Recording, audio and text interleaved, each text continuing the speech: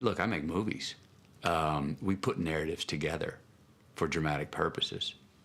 I've never seen a film that rivaled actual dramatic effects that went on in that game, the back and the forth. Me, Warren G, and K-Mac, we rode to the game together.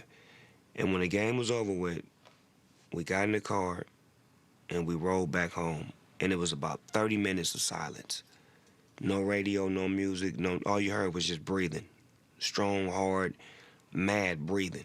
I think on both sides, everyone knows that we saw maybe the best sporting event, by far the best college event that has ever been played. You're going to be a football player when you grow up. Today is the best day of your life. Believe it. He might be the finest quarterback produced in the last 10 years. He used to be like, that's all I need. Fortunately for me, I didn't lose my life, didn't lose my job. Football convinced me that life is a team game. Rest of your life. Nobody can ever tell you that you couldn't do it.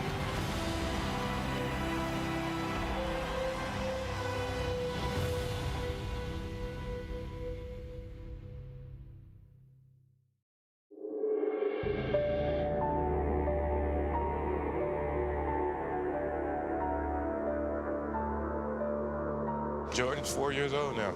Nice, man. Growing up like crazy. My son's almost 8. He starts second grade on Tuesday. He wants to go to either SC, Stanford, or Duke. Stanford, wow. Wow. You probably haven't been back here, huh?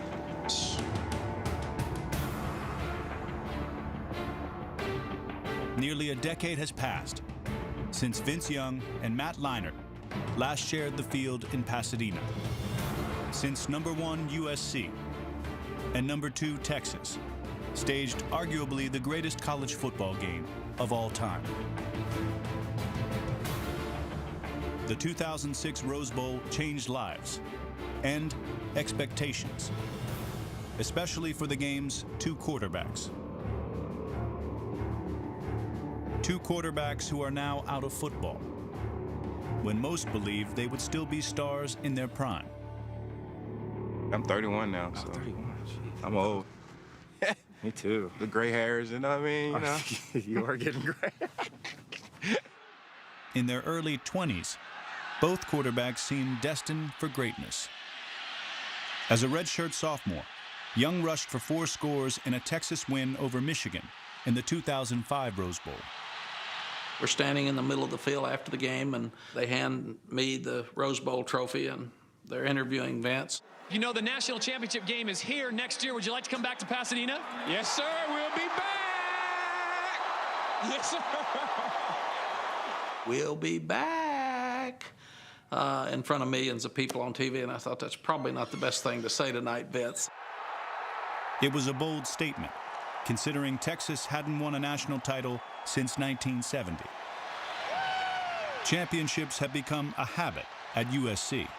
Under head coach Pete Carroll, the Trojans captured their 2nd straight national title with a win in the 2005 Orange Bowl. The MVP, Matt Leinart. Matt Leinart had to decide whether to enter the NFL draft or return to USC and attempt to win a 3rd straight national title. Do you have one more for USC in you? I got to make a decision quick, but I can't answer that right now, but I just want to, come on. I just want to. We were in his ear, you know. Everybody was telling him, you got to come back, man. We back to back, and we about to do this 3rd thing, so you have to come back for that. Ultimately, it was my decision to make, and I woke up the morning of and decided, I remember calling my dad, decided, you know, I'm staying. I can see why he came back. When you're in sunny California with the palm trees and your nickname is The Bachelor, there's nothing wrong with it. Having fun, being 21 years old, and the college life, the atmosphere, I just wanted to stay. I mean, it was that simple. Like, I wanted to enjoy my senior year, period. Leinart's matinee idol looks fit right in with the celebrity culture at USC. Just being there in LA, and I mean, we got all the celebrities that used to come and just pop up just out of nowhere. And Coach Carroll invited those people there. He wanted us to see this environment and live in the moment. And before you know it, you look right, there's Henry Winkler. You look left, Will Ferrell. And they'll just come in the meeting room and everybody will be looking like, oh, wow, oh, Kevin Hart, oh, hey. Or, you know, Snoop Dogg, you know, but after a while you get used to it. I mean, I actually ended up being, you know, great friends with Snoop.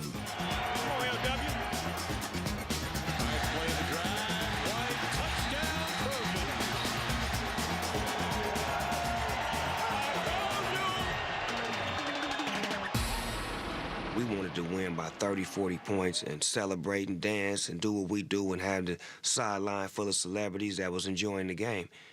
That's the spirit that Pete Carroll brought back to USC. Oh, Nelly! Just as the Trojans had a faithful friend in Snoop Dogg, the Longhorns had their own star supporter, in Texas alumnus Matthew McConaughey. Took him, baby. Let's get it on. Matthew had been around this football team a lot. He probably came to every game that year. He told the team before the season, he gave them a little talk, and he said that your goal is to win the conference championship. Your dream is to win the national championship. The Longhorns stampeded through the 2005 season with a roster filled with future NFL starters, like defensive end Brian Arakpo, safety Michael Griffin, and running back Jamal Charles. And the player leading the Longhorns' run to the Rose Bowl was their incomparable quarterback. Young gets away, great pump fake, gets the first down and then some. Say goodbye to Vince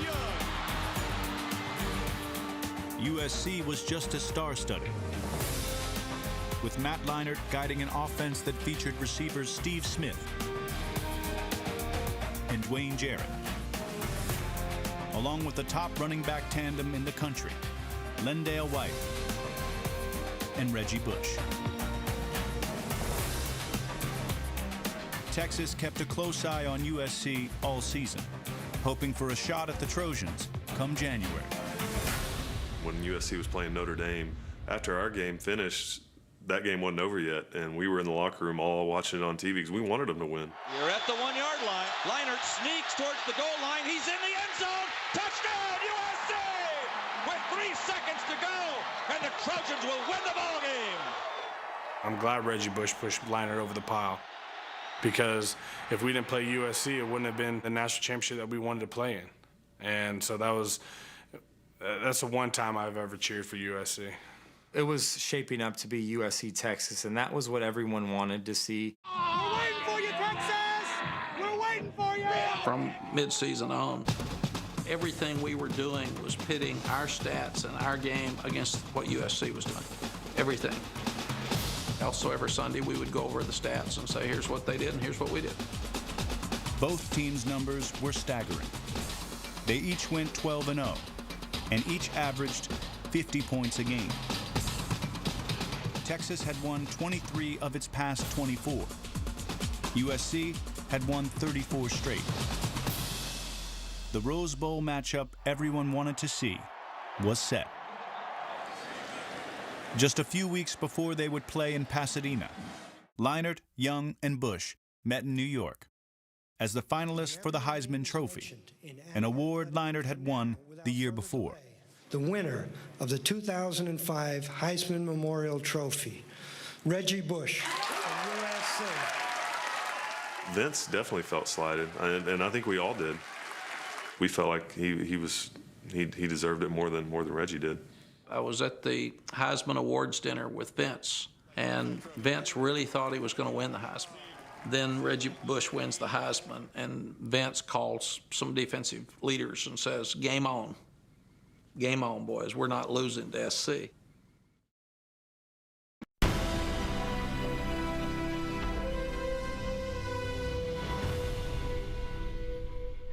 Well, I've done a lot of pretty good football games in 53 years, but I'm hoping this one is one of the great ones. Through 2005, legendary commentator Keith Jackson had been the voice of 14 Rose Bowls, yet none had ever featured the top 2 ranked teams in the country. His final broadcast before retirement would be the one to change that. And like the man himself, the 2006 Rose Bowl promised to be a classic. I went to the Sugar Bowl, and I went to a lot of other bowls. But this, in the Rose Bowl, these two teams, my goodness. I mean, it was a whoo Nelly. It really was. For other members of the media, the Rose Bowl was billed not as a collision, but a coronation. USC is chasing history in the Rose Bowl, a third straight national championship. But how would the Trojans stack up against the top 11 teams of the last half century? In the first, turn the TV on, and it was all the hype, all the media going into this game. I mean, they was comparing them to maybe be one of the best teams that ever played this game. there was a dominant team in '91, co-national champs. Wouldn't even be close. USC blows them out. USC comes right through them. You couldn't miss it. Every time you turned on SportsCenter, all you heard was, you know, USC versus this team, USC versus that team. Who's the greatest team of all time? We're talking about teams that are a half century apart, but you say it's a mismatch. It's a mismatch. Yeah. We'll just leave it at that. It's a big mismatch. Yeah. In our minds, we were thinking, they haven't won it yet. Second of all, if we beat the best team ever, what does that make us? We're at a press conference the day before the game. I said, thank you, media, for the pregame talk. I really have not had to say anything, and I appreciate you all so much. Even at Disneyland, a traditional stop for both participants during Rose Bowl week, the Longhorns couldn't escape the shadow cast by their Southern California rivals. We was there at the same time as USC. And I just remember looking at guys like, you know, Brian Cushing and Ray Maluga and Dwayne Jarrett and all those, and I'm like, you got to check birth certificates or something. Like, they look like grown men compared to what we look like. I mean, I guess them guys deserve it. I mean, to me, over here on the UT side of the ball, we deserve it too, because don't nobody just give you 12-0. So it was basically known that we was the underdogs, and us as a team and university and fans, we thought different. When I went to see the whole team, you know, what are you going to say? They don't need to hear a rah-rah speech from McConaughey before that game. They're up for the game. But I just wanted to go around and just silently kind of look each one in the eye. And I got real stern, sober, solid, we're ready looks from everybody. But I get to Vince, and he just shakes his head and makes all these goofy noises and stuff. And he's like, oh, yeah, it's happening. We're winning the game.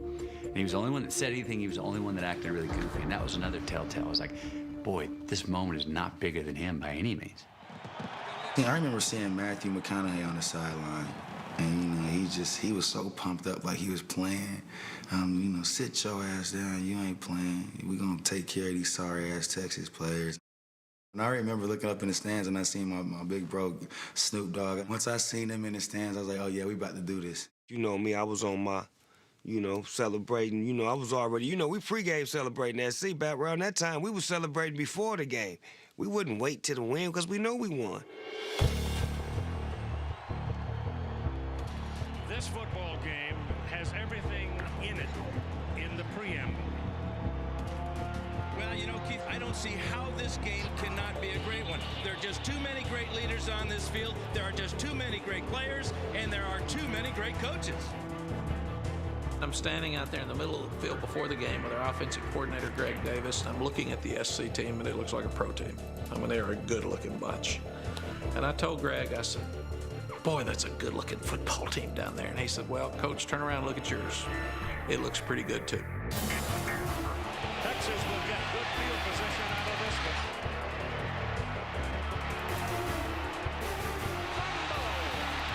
Trojans have it. The Trojans get the football. You put so many months of work into that, and you feel so good about everything going in, but you never know what's going to happen until you get hit in the mouth. It's nerves. It's a big game. We'd been there before the last 2 years. It was new to them. I was actually standing on top of the bench, like going back and forth, like, man, I want to get in, I want to play. And Vince Young can only stare and wait for his defense to get him the ball. As long as he's on the sidelines, you can't beat him. They're going to run it with White. And Lindale walks in.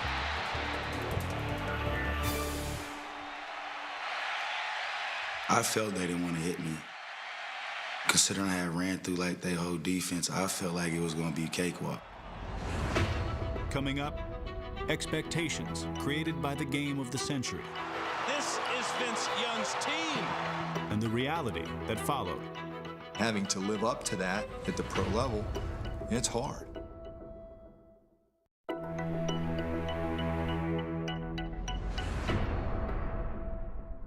Matt Leinart is the senior, 37-1 as a quarterback.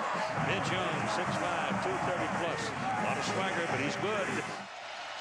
The competition between Vince Young and Matt Leinart did not stop with the Rose Bowl. 4 months later, they were together in New York. Both hoped to be the top quarterback chosen in the NFL draft. Gosh! Vince? Have you ever seen Napoleon Dynamite? Leinart likely would have been picked first had he declared eligible the previous year. This time, early entry candidate Young yearned to go number 1. Is that you? I'm Napoleon. Oh my goodness. The Texans had the first pick, so I wanted to stay at home and play for my hometown team. A lot of people down in Houston are sure hoping that you get chosen number 1 overall. What are your thoughts on that situation? Well, just found out they're not interested in Vince Young anymore. Yeah, me and Mario was playing PlayStation the night before, and he got picked early that night. So he went first before everybody. So his agent came over and whispered in his ear, like, "You're going to the Texans." And I was like, damn. So I was pissed. Me, I'm moving on to the next team that's going to set me and get myself prepared to play for that team I'm going to be with. The reason why I came out early, because the Texans had the number 1 pick there. I would have stayed if they weren't going to pick me. Young and Leinart watched helplessly as Mario Williams was picked first, followed by Heisman Trophy winner Reggie Bush, taken by the Saints.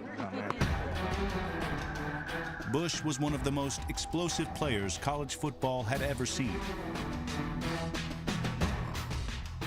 But in the second quarter of the 2006 Rose Bowl, his explosiveness blew up in his face. They drop it off. Got a little screen action set up for Bush. Whoa, look out. Ball fumble. Texas has got it. Just trying to do too much. It was foolish. He had seen what he thought was opportunity out of the corner of his eye. He's trying to lateral the balls what he was doing, Keith. After you win the Heisman, you want to have that famous Heisman moment in the game. It didn't work out for him, and that was the momentum we needed. That's what he's about, making big plays. And I feel like if you're a great player, you have to take risks sometimes. It definitely turned the dynamics of the game. Here's Vince Young, wants to run it, gets outside. Lost the ball.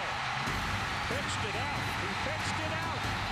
Touchdown, Texas. Touchdown to Selden Young. We've been pounding the rock all year. That was a big thing that we always say was pound that rock. You know, you start running that ball, it opens up everything else. In a span of 4 minutes in the second quarter, Texas scored twice to take the lead. Taylor's got the ball, got daylight, and touchdown, Texas. We were getting carried away. We were so used to winning, and our winning attitude had us too cocky. We didn't handle business. The USC offense had averaged 50 points a game in the regular season. Against Texas, they had just 10 points in the first half. Where's Leinart? Where's the SC passing game that had been so dominant in so many games all during the season? Just check the body language of these two teams. You see the frustration by Leinart. I think they was coming to realize this is a game. Like, you know, this is not the easy pushover that probably they was used to. Line it back, lets it go, and it's in the corner, and it is intercepted. We got them. They can't stop us. This is about to be easy walk in the park. That's going into halftime. I really felt like, hey, game is over. We was high mighty, you know. We was beating USC, #1 ranked team in the country. The coolest thing about that halftime is we were in the locker room and I feel a tap on my shoulder and I turn around and it's Roger Clemens, McConaughey, and Lance Armstrong. They were all right there saying, "Hey, You got this thing. Go win it. All the talk's gone, all the stuff's gone. 30 minutes. We have 30 minutes for national championship.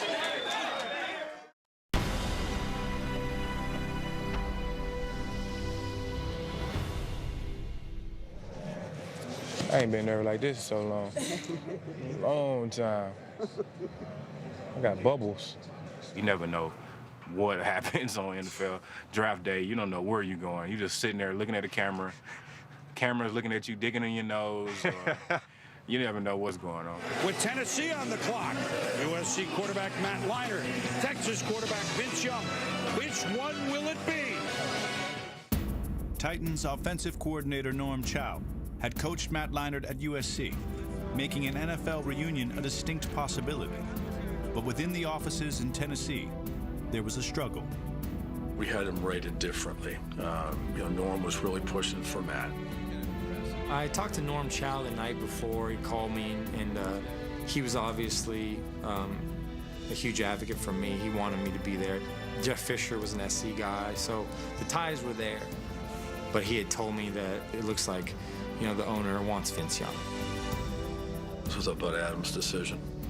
Bud came in and said that, this is our guy. I think he saw the Rose Bowl, and he was infatuated with the Rose Bowl. It was rumored that Houston really wanted Vince. Years before, we'd had to leave. And even though he still lived there, Bud was never really happy about that whole thing.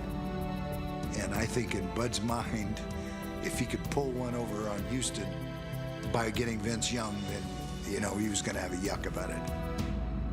With the third choice in the 2006 NFL Draft, the Tennessee Titans select Vince Young, quarterback, University of Texas. I thought it was a difficult thing for Coach Fisher and Norm Chow. It was a little uneasy for Norm to come down and talk to Vince, and he had to convince Vince that he really wanted him. Steve McNair got him to the Super Bowl. Now you got to go there and win the Super Bowl. If Tennessee wasn't going to draft me, I had no idea where I was going to end up. When you're sitting in the green room by yourself and millions of viewers are watching you and you're trying to act happy, but you're not, you're like, why am I not getting picked? It was tough, being there, being expected to go maybe number 3 where Vince went, and then falling to number 10. With the 10th choice in the 2006 NFL Draft, the Arizona Cardinals select Matt Leinart, quarterback. If I would have known it would have shaped out like that, I wouldn't have went to New York. Congratulations, buddy.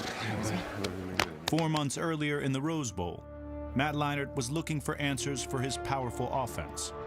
After a mistake-filled first half, USC flipped the switch. The pace of the game picked up. And when it picked up, it opened the gates for the offensive explosion that happened in the third quarter. We came out smoking in the second half. When they started pounding us and running the ball, that's what scared me. Our worst nightmare was like they found our weak point. You had Lindell White weighing 230, 240 just coming through there, and it was taking 2-3 guys to bring him down each and every time.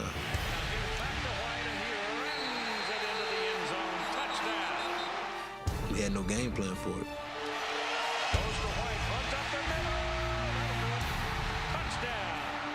You can start sensing when a team is rallying and you really can't stop them. It's like, damn, what do I do? Like, I'm doing everything I can do, and I still can't stop you.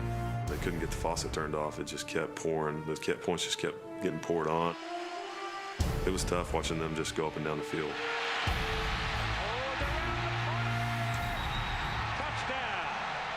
I was like, okay, that's why USC is ranked this. That's why they talk about Reggie Bush like this. This is why Matt Leinart is the top quarterback. When Matt Leinart hit Dwayne Jarrett for a touchdown pass, the USC lead had grown to 12. When we scored that touchdown, I thought the game was ours. I really did. I thought, there's 6 minutes left. We're by 12. All we need is get the ball back, and we're good. We'll run out the clock. I thought we had the game in the bag. I was standing on the bleachers talking to my buddies like, oh, man, this is crazy. I can't wait to wear my championship ring, around campus. We were just like starting to celebrate a little bit on the sidelines, we were at the grins on our faces. For 3.5 quarters, it was still this USC dynasty. Well, it's going back and forth. Texas is putting up a good fight, but it was like the outcome was written. Our fans, they was talking to USC fans at the game. They was like, yeah, it's over. Good job. Great year for y'all, but it's over. So our fans was like, no, y'all don't know Texas, and you don't know that quarterback right there, Mr. Young. So just stay tuned.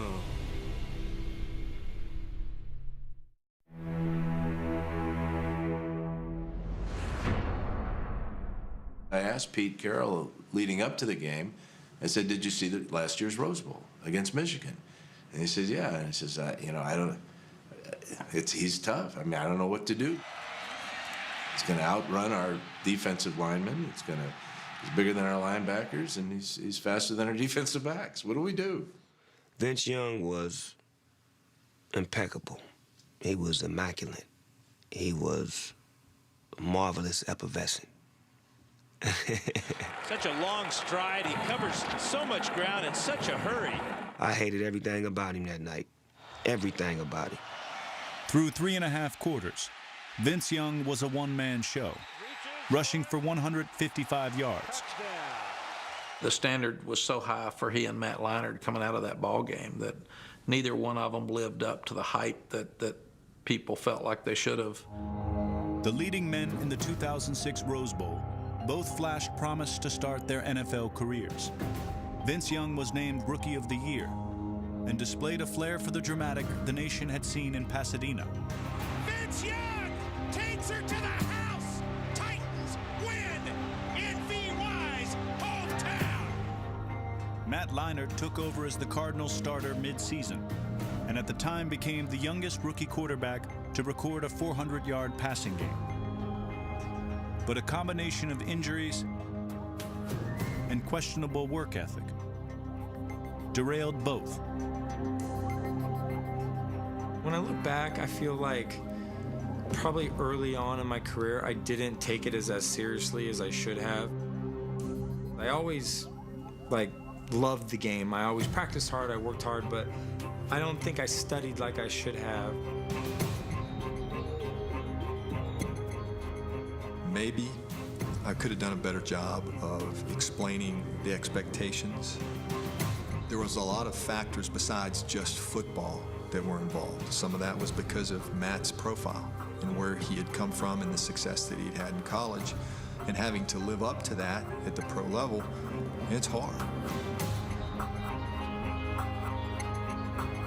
His misbehavior at Tennessee is legendary. Now, I know you name him VY. I know he's got this nickname, but he really hasn't earned it. I mean, no time for study, no time for preparation. I know he loved football tremendously. But at the same time, I think, he might also love what came with it. And he might have loved that a little bit more than what he actually loved, football. I was a immature young man at the time, and unprofessional. It was so overwhelming for me. I didn't know how to take a lot of that in. People calling me, asking for money, I need this, I need that. And then you're also trying to be a starting quarterback of the NFL and you want to perform. I mean, it was a lot. There were other things in the offseason were more important to Vince than football. And that appeared to be the case also at times during the year. There's that sense of entitlement in the sense that I can do whatever I want. And because I'll show up on Sundays. The NFL doesn't operate that way. Since a lack of maturity, he was quick to blame other people for things that didn't go right. Well, I didn't finish like I wanted to, trying to make the Hall of Fame and things that I wanted to do. But overall, I really feel like I had a great ride in NFL. You can't refer to him as a bust. It's just unfortunate, just because there just felt like there was potential. It was just hard for him to reach it. Didn't go the way I planned. I'll be the first to say that. That's why I was telling you, of course I didn't live up to it. I'm pissed off at myself, but like I can't control everything. If somebody had told me Matt and Vince Young wouldn't be playing quarterback 10 years later, I would have told you, yeah, right. We were both immature young. We had the world in our hands. I mean, and things happen, but I mean, I'm good. You know, I'm happy. I'm content. Of course, I miss playing. I mean, that's going to be for a long time. I miss the guys. I miss the camaraderie. Everything that happened, it happened for a reason. So, we all human. We're all human. On January 4th, 2006, that was debatable. It was a television timeout, and in the stadium, I think they brought out some USC alumni, and Vince Young runs over, takes off his helmet, and greets him and congratulates him. And I remember us looking, going, in the middle of this game, he's that relaxed, he's that loose. And my friend and I, Richard Linklater, went, you see this? And that's when he and I said, we're winning this game. Now let's see what the USC defense can do with Vince Young. He was always stronger in the fourth quarter than he was the first, and people just couldn't tackle him. It's like everybody got tired but him. He has had success bringing his team from behind, but this is USC. This is the two-time defending national champion with one of the greatest defensive coordinators / head coaches of all time. It was like poetry in motion. I mean, he was just so calm, cool, and collective. He didn't never seem nervous. Almost like watching a movie. He, at that point, single-handedly brought them back in the football game with just him running around, you know, just making plays. One slips a little, coming back. There's daylight. Here he goes. Touchdown. Here we go. We got ourselves a game. And you could tell there was a sense that the USC fans started to get concerned that, you know what, if they get the ball last, they're going to score and they're going to win. USC had not been stopped in the second half. 4 drives, 4 touchdowns. The 5th simply needed to run out the clock. And Pete Carroll got to make a decision right here on 4th and 2. And we go for it because we got one of the biggest, strongest, fastest backs in college football who's averaging 5-6 yards a carry. I remember Vince Young telling us, defense, I'm begging y'all, just stop him. Let me get the ball back in my hands, and we got this. We didn't want him to get the ball, you know. I mean, that was just it. We wanted to keep the ball out of his hands. If we get the first down, the game's over. Pete knew that they weren't going to stop Vince. And we had not stopped Lindell White all night for short yardage. I mean, none. Wasn't even close. Just a simple power play. We ran that play probably 8 times in that game and averaged 10 yards a carry. 4th and 1 now for the Trojans, and Reggie's on the sidelines. They took Reggie Bush out. I was like, yes. And then I saw the big boy in there, man, so we already know what they was about to do is try to get him in there to lean his big body forward for the first down. The threat of Bush not being in the game, I think, is the key here. Because when Bush is in the game, defenders have to adjust and know where he is and react accordingly. So when you take him out of the game, where's the focus go? Right to Lindell White. I think Reggie should have been on the field just for anything. It would took somebody else out the box. He's our biggest decoy, you know, our biggest playmaker. I would think you would want to have him on the field as some type of, you know, distraction or something. So that kind of baffled me a little bit. Honestly, I put that on coaching.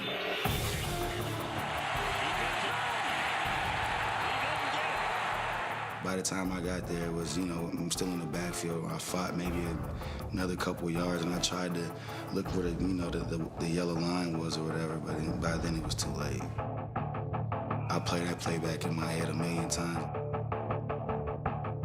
Nobody remembers your 41 and 2. I remember that 4th and 1 yard run. So yeah, it sticks with me to this day. It hurts. Half the stadium's gonna go crazy. The stadium erupted. All burnt orange was going crazy when, you know, we stopped them because we knew that we was gonna win this game. I remember just seeing everybody over there jumping up and down. I remember seeing Vince running on the field, and I was like, oh. I knew we was going to win because that alien was coming on the field again, and they couldn't stop him all night. You look over there, and he's seeing Superman on the other side. My hands were just kind of over my eyes, like I'm scared to watch the game right now.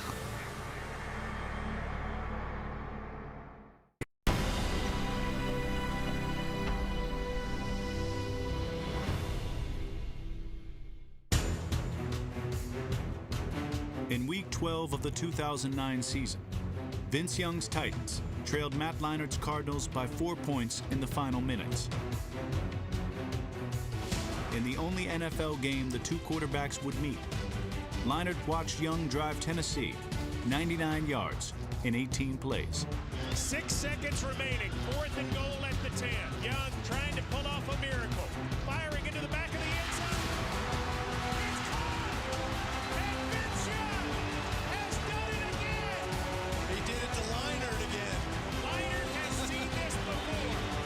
Sure enough, it was deja vu. I was like, you gotta be kidding me. Really, dude? Give me one win, man. This is what I need right now. Yeah, he beat me here. He beat me in the pros. I mean, it's like he haunts my dreams, man. And now Texas is going to have the football in the middle of the field, basically. You always huddle up before you go on the field, and I didn't have to say much. Vince said, hey, we got this thing, Coach. And he always called me Mac Daddy or Pops, and he pats me on the head. So he said, Coach, we good, we got this thing. Here comes their man, Vince Young, onto the field. And Vince was in the huddle just smiling, laughing. Hey, you guys ready? You're like, what, really? I mean, there's a minute left. Like, you're not tight right now? It's crazy. What did he say in the huddle, do you remember? I mean, yeah, I mean, you want me to say it on film? He said, let your nuts hang. So he said, let your nuts hang. Let's go. The Texas drive didn't exactly start fast and loose. A 2-yard loss and an incompletion left the Longhorns facing 3rd and 12. Watch coming again. They pick him up. He throws to the sidelines. The pass is completed, but it is short of the first down. A flag comes in, Keith. They get the face mask call. It's a first down for Texas on the Southern California side of the field. Thank God that happened because our season was over if we wouldn't have got that first down.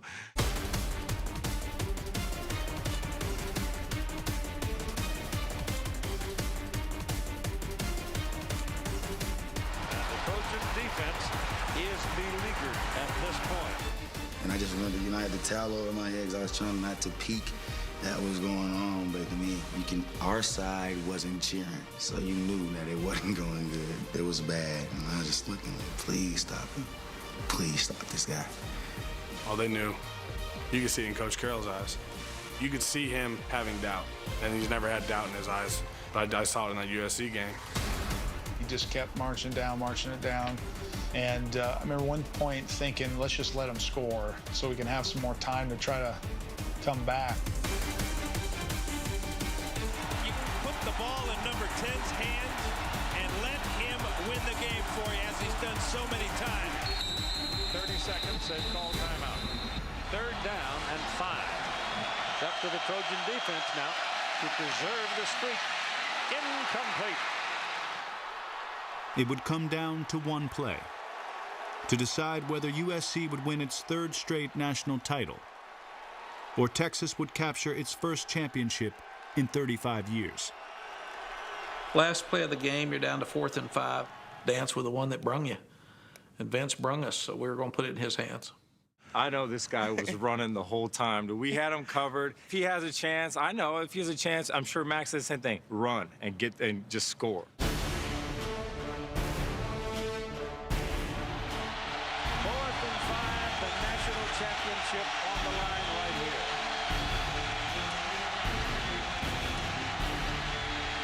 He's going for the corner.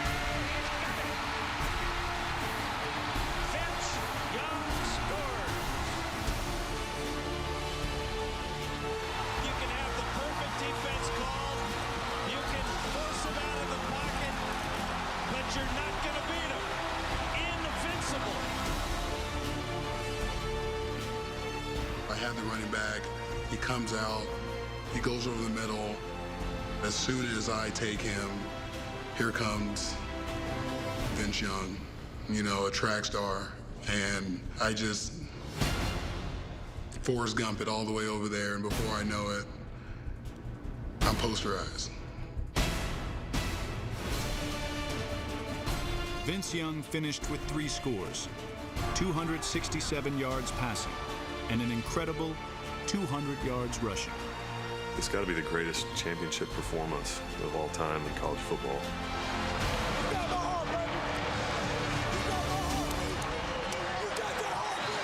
To do that on that stage that night, it was a memorable moment for me that I'll cherish for the rest of my life.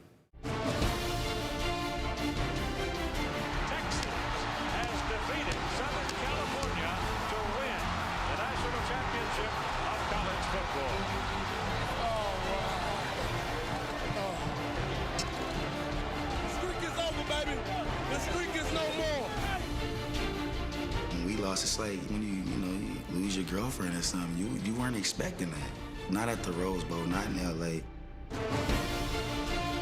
I was so pissed when I looked over and saw Matthew McConaughey running around on the field doing like a soccer airplane, celebrating in his leather jacket. That really bothered me.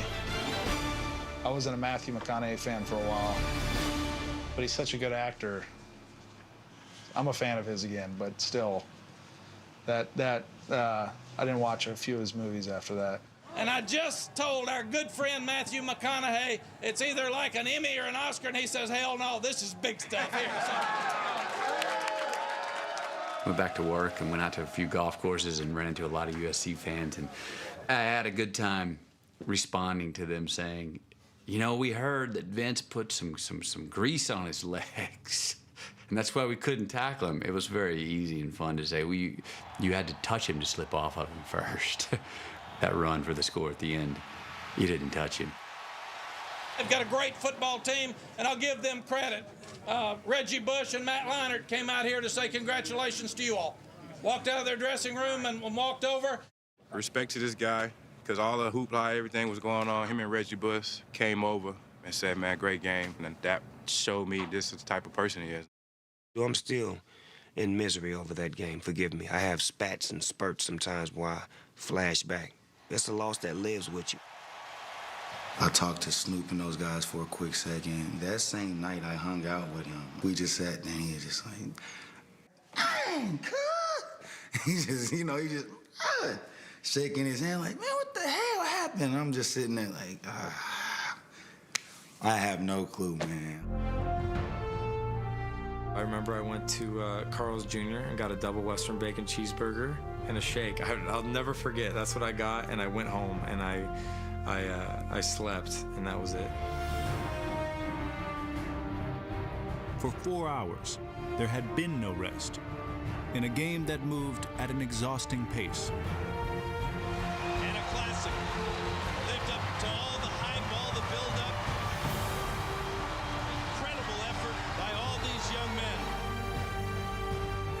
Like so many of the game's stars, Matt Leinart and Vince Young didn't fulfill the lofty NFL expectations that were created by that Rose Bowl. This is Vince Young's team. Still, their performances on that one magical evening, on that historic field, will forever stand the test of time. Nobody has ever had a game like that. It was a great blessing and a memorable moment that not just myself, but my teammates and family and friends and the state of Texas will remember for the rest of our life.